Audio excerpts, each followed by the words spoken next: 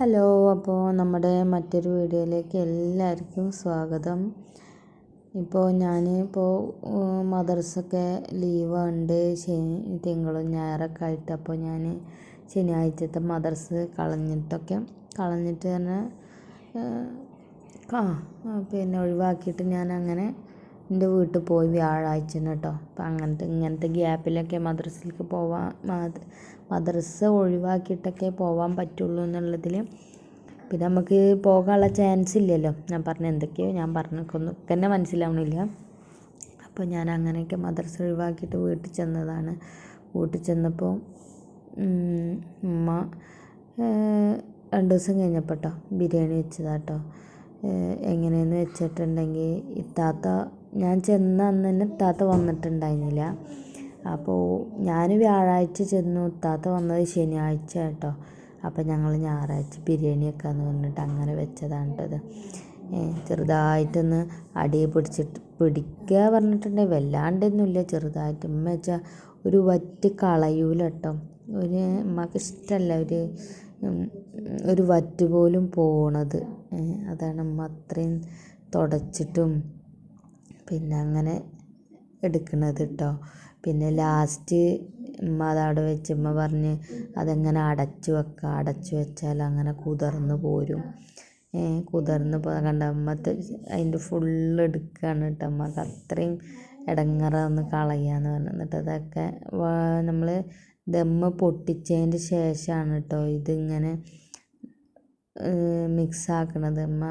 ആ ദമ്മിടുന്ന സമയത്ത് അത് അങ്ങനെ അടച്ചു വെച്ചിട്ടുണ്ടായിരുന്നു.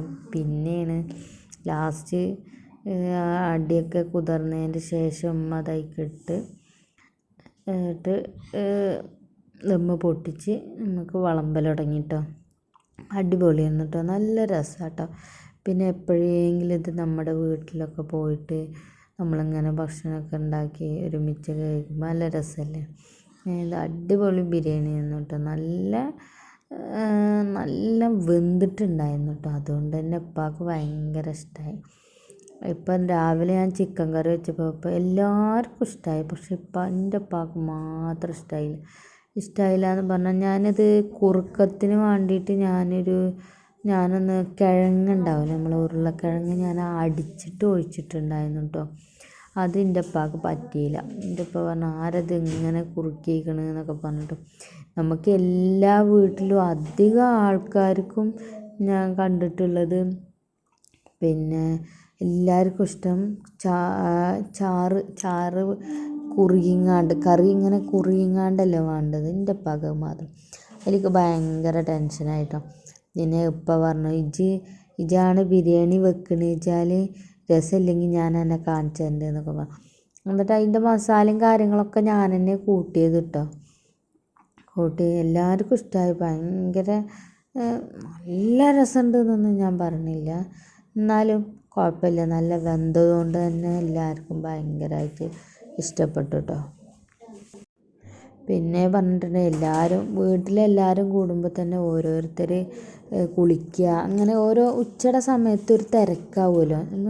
ഫുഡൊക്കെ എന്ന് പറഞ്ഞിട്ടുണ്ടെങ്കിൽ നേരെ 1 മണി സമയത്ത് നമ്മൾ ഫുഡൊക്കെ റെഡി ആയിരുന്നു. പക്ഷേ ആരുടെയും കുളി കഴിഞ്ഞിട്ടുണ്ടായിരുന്നില്ല. ആരുടെയും എന്ന് പറഞ്ഞാൽ കുട്ടികളുടെയൊക്കെ കുളി കഴിഞ്ഞിട്ടുണ്ടായിരുന്നു, വേറെ ആരുടെയും വലിയവരതും ആരും കഴിഞ്ഞിട്ടുണ്ടായില്ല. ഞാൻ എളുപ്പം കുളി കഴിഞ്ഞ് കയറണം കേട്ടോ. ഭക്ഷണം കഴിക്കേണ്ട സമയത്ത് എല്ലാവരും ഒരുമിച്ചിരിക്കണം, അങ്ങനെയൊക്കെയാണ്. അപ്പം പിന്നെ 2 നാത്തൂന്മാരും വന്നിട്ടുണ്ടായിരുന്നില്ല. അപ്പം ഇമ്മ എന്താട്ടി ചൂടാറാൻ വെച്ച്. ചൂട് ഭയങ്കര ദേഷ്യമാണ് കേട്ടോ. അപ്പം ഞാനതിങ്ങനെ കാണുമ്പോൾ കൊതിയായിട്ടൊന്ന് എങ്ങനെയുണ്ട് ഇപ്പം ഇങ്ങനെ പറഞ്ഞപ്പോൾ ഭയങ്കര ടെൻഷനായി. ചൂടാണ്, അതുകൊണ്ട് അങ്ങനെ കാട്ടുന്നത്. അപ്പോൾ ഞാനിങ്ങനെ ടേസ്റ്റ് ചെയ്ത് നോക്കിയപ്പോൾ ഭയങ്കര മസാല ഒന്നും ഇല്ലാതെയല്ലേ എടുത്തത്. അപ്പോൾ രസമില്ലേന്നൊക്കെ ഞാൻ അങ്ങനെ വിചാരിച്ചിട്ടാണ്. അപ്പോൾ ഇങ്ങനെ വിളമ്പി വെക്കുക ചൂടാറാൻ വേണ്ടിയിട്ട് കേട്ടോ. ഓരോരുത്തർക്ക് കുട്ടികൾ എൻ്റെ മക്കളുണ്ട് 3 ആൾ. പക്ഷെ അതിൽ എൻ്റെ മോന് പോന്നിട്ടുണ്ടായിരുന്നില്ല കേട്ടോ. പൊന്നും മിന്നും മാത്രമേ പോന്നിട്ടുണ്ടായിരുന്നുള്ളൂ, സ്വത്ത് പോന്നിട്ടുണ്ടായിരുന്നില്ല. കഴിഞ്ഞ പ്രാവശ്യം പോകുമ്പോൾ ഞാൻ പോകുന്നില്ല, ഇനിയിപ്പോൾ പ്രാവശ്യം പോകുമ്പോൾ നിങ്ങൾ താത്താനെ കൊണ്ടുപോയിക്കോളി എന്ന് പറഞ്ഞിട്ട് ഓന് പോകുന്നില്ല കേട്ടോ. പിന്നെ താത്താടെ 2 കുട്ടികളുണ്ടായിരുന്നുള്ളൂ. മൂത്താളെ കല്യാണം കഴിഞ്ഞുകൊണ്ട് ഓളില്ല.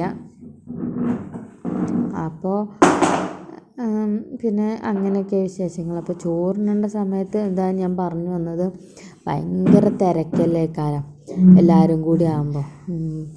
അപ്പോൾ ഓരോരുത്തരായിട്ട് ഇങ്ങനെ കുളിച്ച് വരുന്നുള്ളൂ. അപ്പോൾ ആ സമയത്ത് ഇങ്ങനെ ചോറ് വിളമ്പി വെച്ച് നോക്കുമ്പോൾ ഭയങ്കര ഇതായിട്ടോ,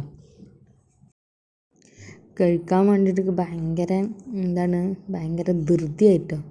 ഇങ്ങനെ വിളമ്പണ കാണുമ്പോൾ തന്നെ എല്ലാവർക്കും ഇങ്ങനെ വിളമ്പി വെക്കുമ്പോൾ എനിക്ക് അങ്ങനെയൊക്കെ ഭയങ്കര ഇഷ്ടമായിട്ട് എല്ലാവരും ഒരുമിച്ച് ഇരുന്ന് ഭക്ഷണം കഴിക്കുക. പിന്നെ ഭക്ഷണം കഴിഞ്ഞ ഉടനെ തന്നെ എല്ലാവരും ആ പാത്രങ്ങളൊക്കെ കൊടുന്ന് കഴുകി വെക്കുക ഒരുമിച്ച്. പിന്നെ കഴിഞ്ഞ സ്ഥലത്ത് എല്ലാതും വൃത്തിയാക്കിയിടുക. അതൊക്കെ കഴിഞ്ഞാൽ നമുക്ക് ഒരുമിച്ച് നല്ലപോലെ ഇരുന്ന് സംസാരിക്കുക. അങ്ങനെയൊക്കെ അതൊക്കെ ഭയങ്കര രസമല്ലേ നമ്മൾ വീട്ടിൽ പോയിട്ടുണ്ടെങ്കിൽ.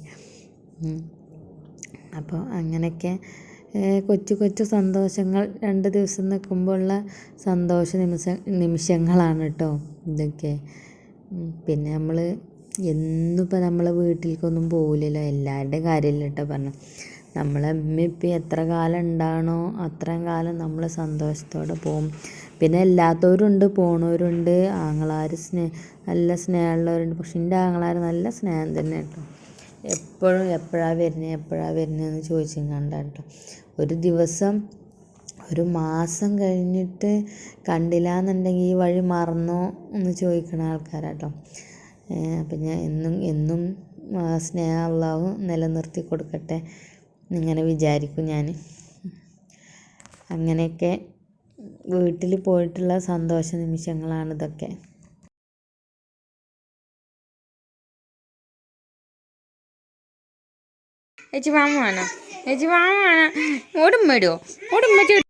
പിന്നെ ഇത് ബിരിയാണിക്കുള്ള കച്ചമ്പറാണ് കേട്ടോ. കച്ചമ്പറിൽ എൻ്റെ അമ്മ എപ്പോഴും ബീട്രൂട്ട് ഇടും. എൻ്റെ അമ്മക്ക് ഇഷ്ടപ്പെട്ടൊരു ഇതാണ് കേട്ടോ.